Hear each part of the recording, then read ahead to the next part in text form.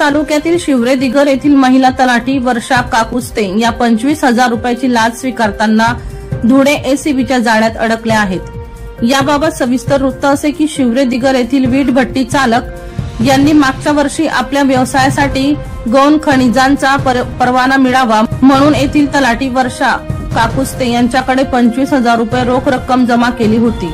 मात्र सदर व्यक्तीला परवाना न देता पुन्हा 25,000 रुपयाची मागणी यावेळी महिला तलाठी यांच्याकडून करण्यात आली होती। याबाबत सदर व्यक्तीने धुळे येथील लाचलुचपत प्रतिबंधक विभागाकडे आपली तक्रार दाखल केली।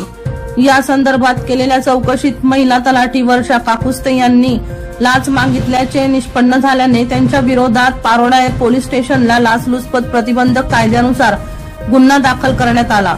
सदरची कारवाई धुळे येथील लाचलुचपत प्रतिबंधक विभागाचे अभिषेक पाटील यांच्या मार्गदर्शनाखाली रुपाली खांडवी, प्रशांत बागुल, संतोष पावरा, प्रवीण मोरे यांच्यासह इतर कर्मचाऱ्यांच्या पथकाने केली। सुनील पाटील यांचा रिपोर्ट, बुलंद पोलीस टाइम्स, जळगाव। सुनील पाटील यांचा रिपोर्ट, बुलंद पोलीस टाइम्स, जळगाव।